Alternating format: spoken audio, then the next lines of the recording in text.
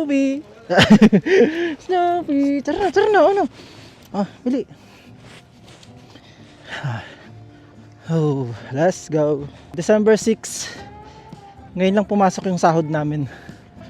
So 6:10 ng gabi, Friday. Buti. Kasi ito yung sign na sinasabi ko na pag hindi pa dumating ngayon yung sahod na this week, hindi ako uwi ng Pilipinas. Kasi mahal na yung ticket eh. Kaya tuwan-tuwa ako kanina guys nung dumating sahod, sinabi ni Kuya Kevin. So yun, tatambay kami ni Kuya Kevin sa sa park kasi may sahod na kami. May pangarap kami na gustong matupad. Sabi, nung simula nang pumunta kami doon, tambay tayo dito, bili tayo manok, tas tambay. Yun lang. Matutupad na ngayon. Pangarap. Shit! Uy! Snoop! Di ba? Nakakita ng aso. Snoopy! Ino ba? Ay go. Uy! Snoop, tara dito. Ikaw. Nakakita ka lang ng aso, hinahabol. Tuwan-tuwa pa yung nasa sasakyan eh. May aso sa sasakyan na parang shih tzu nakasilip. So hinahabol niya, pinaikutan yung sasakyan. Gusto mo bang maging kwento ka na lang? Ha? Gusto mo ikwento na lang kita sa mga tao? Mabait yun eh. Pero di ka naman mabait eh. Sasabihin ko sa kanila, makulit ka kasi. Hindi ka nakikinig. So ang title ng vlog na to is Coincidence. Ano ba yung Tagalog ng coincidence? Hindi ko alam eh. Kasi coincidence talaga yung nangyayari ngayon. So gaya nito. Ito ang gloves. Tingnan nyo. Yan yung nakalagay. Snoopy. Ang tatak. Peanuts. Ayun o. Peanuts. Ayun o. Snoopy. Peanuts. So sa company namin, may mga tinapon na gamit. Tapos nakita ko to. May memory na ako kay Snoop Dogg. Sakto guys. Mag-i-snow bukas. Gamit na gamit to. Pang winter to eh. Diba? Nag-chat sa akin si Pastor Roger. Na yan. Haba. Nagulat ako ba't ang haba? Yan. Good morning bro. Napanood ko lang now yung upload mo na testimony. Alam mo tunay na ang Diyos ay alam ang lahat ng nasa puso ng tao. Pinapakain tayo ng pagkain na kailangan natin. Kakatapos ko lang panoorin lahat ng videos, pero natutuwa ako dahil lahat ng sinabi mo ay naisulat ko sa preaching sa Sunday service. Tumugma lahat sa sinabi mo. Bago ko pa napanood yung videos, nakagawa na ako preaching. Bro, yung testimony mo ay pagtitibayan ni Lord sa araw na iyon. Kaya invite mo mga nanonood sa iyo sa YouTube, sa FB channel mo na nanonood ng preaching at makikita nilang totoo ang testimony mo. God bless bro. Naway mga alalahanin mo rin ay magkaroon ng sagot sa araw na iyon through preaching. O diba guys? Sabi ko, grabe talaga si Lord. Grabe talaga si Lord. Alam talaga ni Lord lahat. Excited na ako sa preaching. So yun, gaya nga ng sabi ko sa inyo, tuwing preaching ay parang gutom na gusto kong matutunan yung mga nasa preaching. So coincidence, ngayon lang napanood ni Pastor yung testimony ko. Matagal ko nang na-testimony yun, November 23 pa. So last week ko pa ata na-upload yung videos na yun. Tapos ngayon niya lang napanood. Tapos nakagawa na siya ng preaching bago niya mapanood, di ba? Tapos makikita natin sa Sunday kung ano yung preaching. Kaya, masarap. Grabe. Guys, dati 'di ba sabi ko hindi ako nakikinig ng mga salita, mga preaching kasi hindi naman siya makakatulong sa akin kasi wala pa siya sa isip ko eh. Parang syempre, may sarili kang gusto, hindi mo pa gusto yung pagsunod kay Lord. Wala pa, makamundo ka pa nun. Pero nung sumusunod ka na kay Jesus, sinusundan mo na yung daan niya, parang ano ka sa preaching, ano kaya yung preaching? Excited ka na sa magiging preaching kasi naniniwala ako na yung preaching na yun, lahat yun para sa atin. Kaya nga sinasabi nila na yung salita ng Diyos ay buhay. Kasi lahat yun, sakto yun sa atin. Lahat yun para sa atin, hindi lang para sa'yo, para sa lahat yun, para sa lahat. Kaya nga minsan pag natatapat sa atin na, parang para sa akin yung preaching. Hindi, para sa lahat yun. Para sa lahat yung salita ng Diyos na minsan parang ito yung sagot na hinahanap natin. Diba? Parang sumasakto sa atin, pero para sa lahat talaga yun. Ganun. Kaya makikita natin sa Sunday yung preaching. Kaya excited na ako sa Sunday. Sabi ko, excited na ako sa Sunday. Kasi ayun yung pinreaching niya, about dun sa testimony ko na ngayon niya lang napanood. Di ba? Ang galing. Kaya nga sabi ko guys, hindi naman ako basta-basta maniniwala dati. Hindi ako basta-basta naniniwala sa mga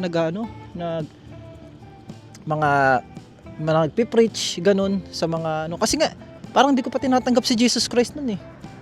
Parang wala lang. Hindi ko pa kaya magsisi sa mga kasalanan ko dahil hindi ko pa naman alam kung paano. So nung umattend ako sa doon nga sa preaching ni Pastor Roger, ay grabe. Parang sabi ko, para sa akin tong preach na to ah. Doon ako nagsisi ng kasalanan. Ayun, nandito na ako sa yugto ng buhay ko na ganito. Excited na ako sa preaching sa Sunday.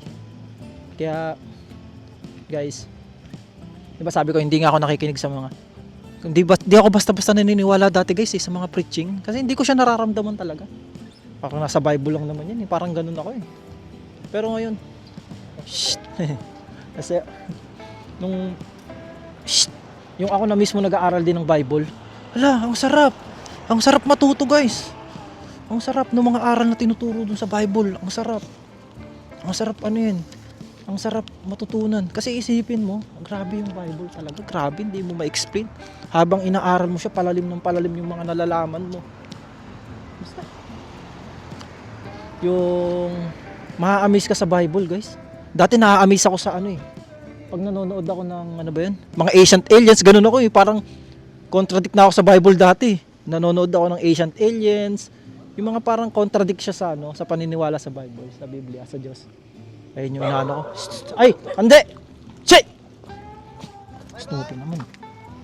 Ayun yung ano ko guys. Contradict na ako kasi ano ba yun? Mas napapinaniniwalaan ko to eh. Parang ganun na ako nun eh. Pero guys, nung nabasa ko yung Bible, mas grabe pa pala yung mga nilalaman nun.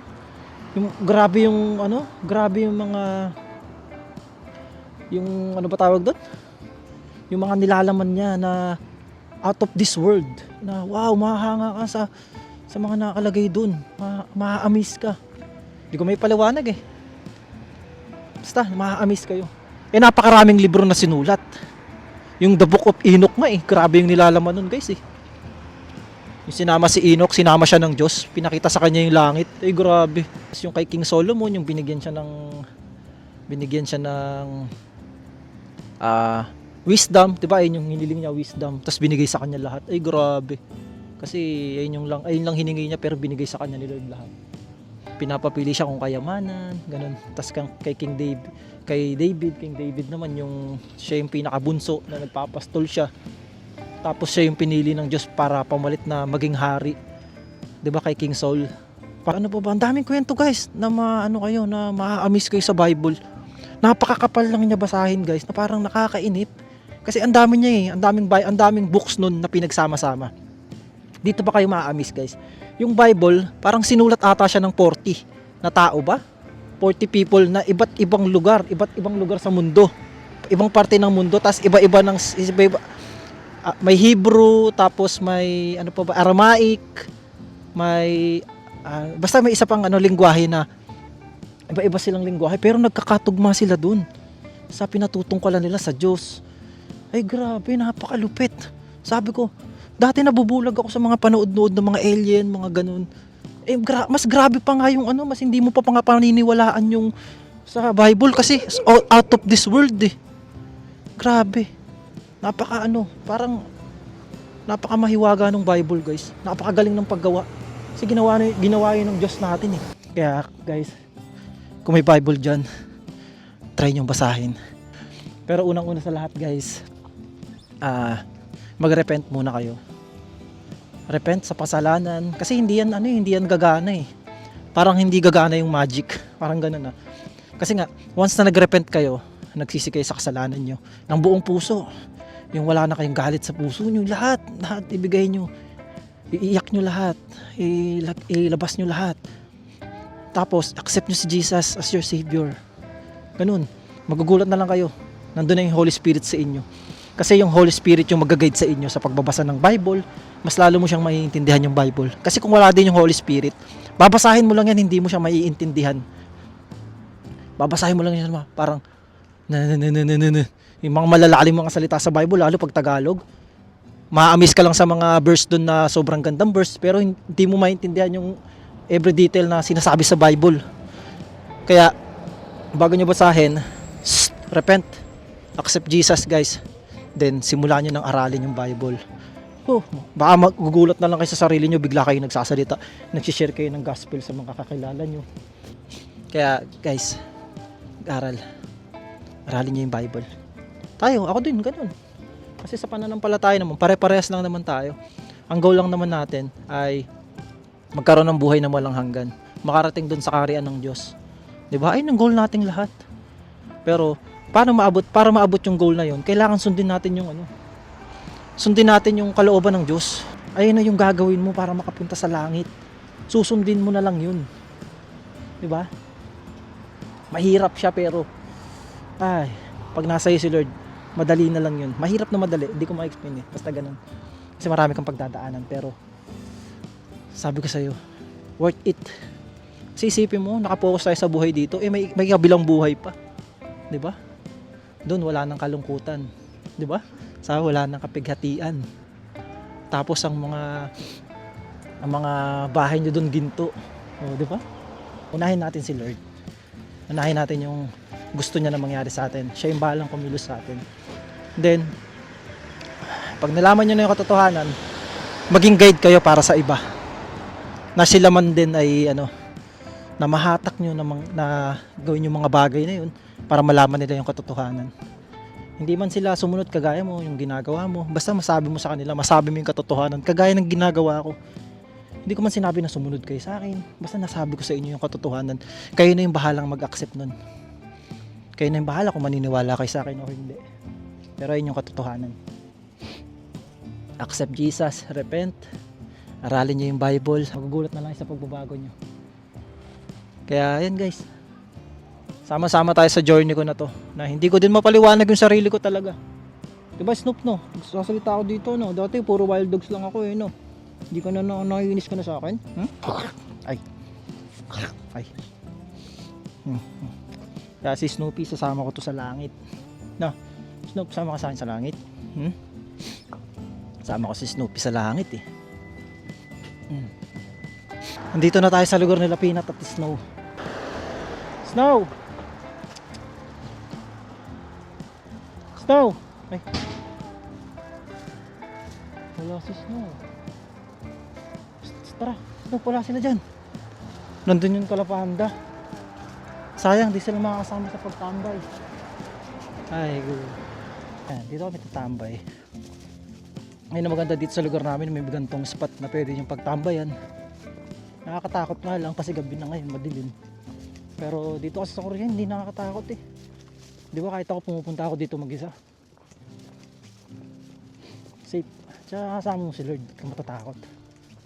Di ba? Ano ka na? Wala ka ng takot.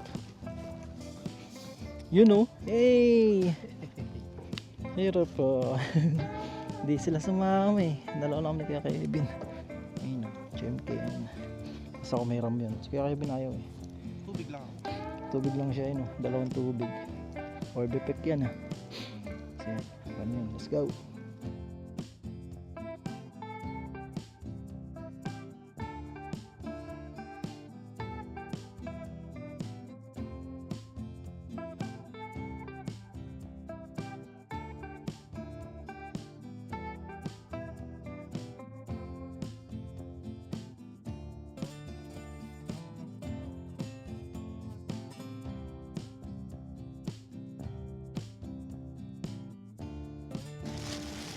Uwian na. Wala tayong nakitang wild dogs Snoopy! Nandito. Sulitin mo na ang buhay. Korea. Isa ang buhay-buhay. Mag-i-snow na bukas. Yan na. Nandito na kami sa bahay. Ano? Hindi kayo nakasama. Yak! Yeah. Peanut! Peanut! Hindi sila nakasama Dumaan kami sa inyo Hindi nyo ba alam? Ha? Peanut! Peanut! Miss na miss? Miss na miss? Si Peanut nakipagharutan na siya kay Snow. Kasi nandito na ako Kahit di naman siya nakikipagharutan talaga. Snow! Di ba? Andito lang sa bahay nag-aantay. Peanut! Shh! Uy! Peanut! Hindi na sa... Pumunta kami sa inyo, kayo ang wala. Ha? Snow. Snow?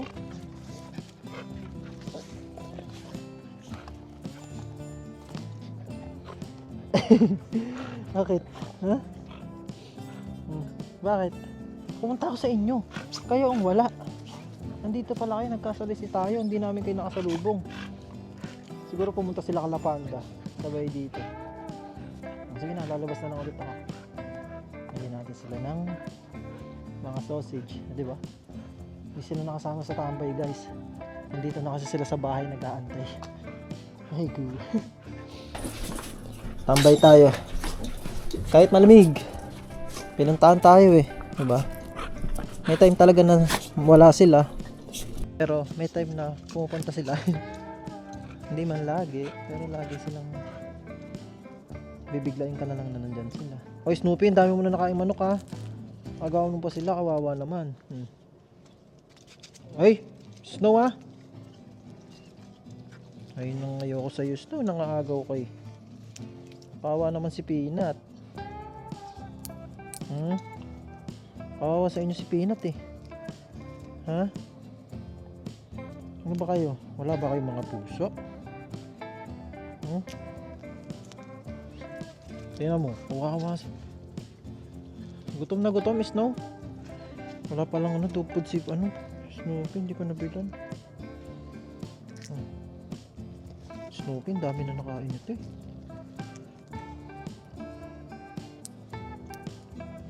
Bukas ko pa sa bibilan si Snoopy ng ba tawag na? Dog food. Ang Peanut, bisa mo. Pinisan mo. May malambot, may matigas. So yun guys, hanggang dito na lang yung vlog ko. Hindi ko alam kung anong vlog to. Basta coincidence lang. Shinare ko lang sa inyo yung message sa akin kanina ni Pastor Roger. Tapos yung sa sa gloves. Coincidence. Nangyari na ba sa inyo yung mga gantong bagay? Comment nyo naman. Kwentuhan tayo sa comment section. Kahit hindi ako nakakapag-reply sa comment, pero nababasa ko yung comment. Nagagawan ko siya ng vlog. The next vlog ganun. Wala kasi akong time sa social media eh. Pag Sabado lang, bukas ganun nilagyan ko siya ng limit guys kasi masyado ako nakukulong sa social media. Pero nababasa ko yung mga comment nyo. Na-appreciate ko yung comment.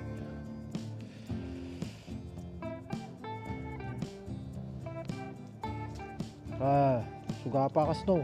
Tama na, wala na. Bye-bye. Dito na lang. Hanggang dito na lang ang vlog. Bye Snow. Bigyan na natin sila chicken. Bigyan na. Patay natin ilaw dito. See you next guys. See you next guys vlog. See you next guys vlog. See you next vlog guys. Bye-bye. Good night. God bless sa inyong lahat. Boom.